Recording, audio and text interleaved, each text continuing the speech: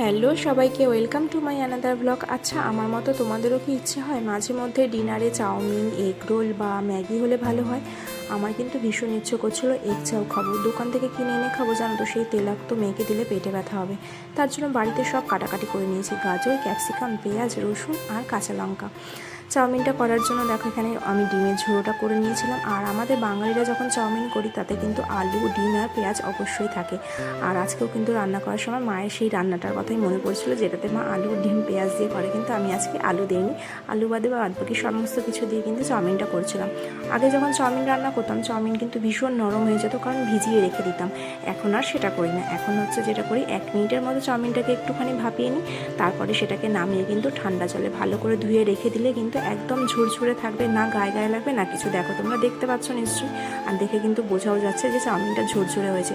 আমি চাউমিন করার সময় বিশেষ করে গোলমরিচ গুঁড়োটা বেশি করে দিই, তাতে কিন্তু ফ্লেভারটা আমার ভীষণ ভালো লাগে। আর টেস্ট একটু বাড়ানোর জন্য দিয়ে দিয়েছিলাম ম্যাগি মশলা। আর এই যে মেলানোর এই প্রসেসটা, এই টাইমে কিন্তু আমাকে খুব সাবধানে করতে হয়, কারণ হচ্ছে অনেক চাউমিন না হলে পড়ে যায় আমার হাত থেকে। কিন্তু আজকে ভাগ্যবশত আমার একটু চাউমিন পড়েনি, একটু বলা ভুল হবে, খুব বেশি একটা চাউমিন পড়েনি। আর শুধু রান্না করলে হবে, জায়গাটা পরিষ্কার করতে হবে, তো তার জন্য সমস্ত কিছু মুছে পরিষ্কার করে নিলাম। আর তারপরে সোজা চলে গেছি সোনাইয়ের কাছে চাউমিনটা নিয়ে, কারণ আজকে ডিনারে ছিল শুধুমাত্র এগ চাউ, যেটা দেখতে কিন্তু ভীষণ ভালো হয়েছিল। আর খেতে দেখো সোনাই বলছে, খেয়ে বললো কিন্তু ভীষণ ভালো হয়েছে মা। আর ও এই সমস্ত খুব ভালো খায়, কিন্তু ওকে বেশি আমি দিই না, কারণ ওর একটুখানি পেটের সমস্যা হয়ে যায় কয়েকদিন পর পর খেয়ে নিলে।